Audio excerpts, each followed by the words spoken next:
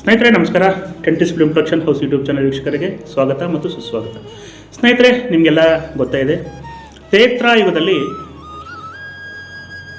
ಮಹಾವಿಷ್ಣು ಶ್ರೀರಾಮಚಂದ್ರನ ಅವತಾರವನ್ನು ಎತ್ತಿದ. ಆ ಕಥೆಯನ್ನು ಸಂಪೂರ್ಣವಾಗಿ ನಾರದ ಮಹರ್ಷಿಗಳಿಗೆ ವಿವರಿಸಿದ್ದು ವಾಲ್ಮೀಕಿಯವರು. ಶ್ರೀರಾಮಚಂದ್ರನ ಜನನ ಮತ್ತು ಅವರ ಹೋರಾಟ, ಜೀವನದಲ್ಲಾದ ಎಲ್ಲ ಸಂಘಟನೆಗಳು ಮತ್ತು ಆ ಅವತಾರದ ಶ್ರೀರಾಮಚಂದ್ರನ ಅವತಾರದ ಅಂತ್ಯ ಹೇಗಾಯಿತು ಅನ್ನುವ ಎಲ್ಲ ವಿಷಯವನ್ನು ಸಂಪೂರ್ಣವಾಗಿ ವಾಲ್ಮೀಕಿಯವರು ಬರೆದರು. ಈಗ ನಾನು ಹೇಳೋಕ್ಕೆ ಹೊರಟಿರೋ ವಿಷಯ ಏನಪ್ಪ ಅಂತಂದರೆ, ನಮಗೆ ಒಬ್ಬರು ಕಲಿಯುಗದ ವಾಲ್ಮೀಕಿ ಸಿಕ್ಕಿದ್ದಾರೆ. ಅವರು ಹೀಗೆ ಚರ್ಚೆ ಮಾಡ್ತಾ ನಮಗೊಂದು ಕಥೆಯನ್ನು ವಿವರಿಸ್ತಾ ಹೋದರು.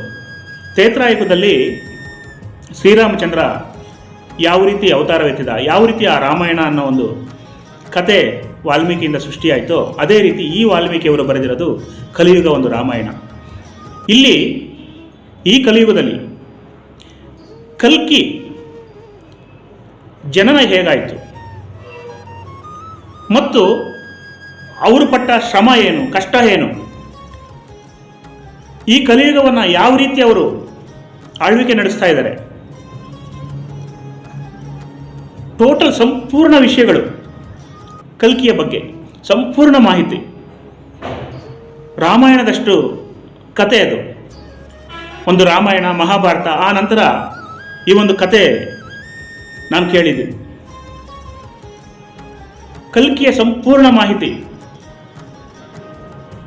ಈ ಕಲಿಯುಗದ ವಾಲ್ಮೀಕಿಯವರು ಬರೆದಿದ್ದಾರೆ. ಆ ಕಥೆಯನ್ನು ನಾವು ಸಿನಿಮಾ ಮಾಡಿದ್ದೇ ಆದರೆ ರಾಮಾಯಣ ಮಹಾಭಾರತ ಹೇಗೋ ಹಾಗೆ ಆ ಒಂದು ಕಥೆಯಲ್ಲಿ ಎಷ್ಟು ಸಿನಿಮಾಗಳನ್ನು ಬೇಕಾದರೂ ಮಾಡ್ಬೋದು.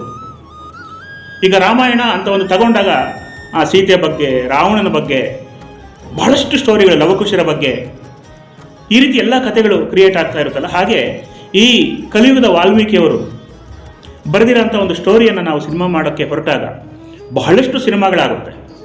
ಆ ಸಂಪೂರ್ಣ ಆ ಕಲ್ಕಿ ಜೀವನ ಚರಿತ್ರೆಯನ್ನು ಒಂದು ಸಿನಿಮಾ ಮಾಡೋಣ ಅಂತ ಹೇಳ್ಬಿಟ್ಟು ಹೊರಟಿದ್ದೀವಿ. ಅದಕ್ಕೆ ನಿರ್ಮಾಪಕರು ಬೇಕು. ಆಮೇಲೆ ಅದು ಸಣ್ಣ ಸಣ್ಣ ಬಜೆಟಲ್ಲಿ ಆಗುವಂಥ ಸಿನಿಮಾ ಅಲ್ವೇ ಅಲ್ಲ, ದೊಡ್ಡ ಬಜೆಟ್ನ ಸಿನಿಮಾ. ನಿಮಗೆ ಯಾರಿಗಾದರೂ ಅದರ ಬಗ್ಗೆ ತಿಳ್ಕೋಬೇಕು, ಆ ಕಲ್ಕಿ ಬಗ್ಗೆ ತಿಳ್ಕೋಬೇಕು, ಕಲ್ಕಿಯ ಸಂಪೂರ್ಣ ಸ್ಟೋರಿ ನಮಗೆ ತಿಳ್ಕೋಬೇಕು ಅಂತ ನಿಮ್ಗೆ ಆಸಕ್ತಿ ಇದ್ದಲ್ಲಿ ಆ ಕಲಿಯುಗದ ವಾಲ್ಮೀಕಿಯವರ ನಂಬರನ್ನು ಸಮೇತ ನಾನು ಕೊಡ್ತೀನಿ.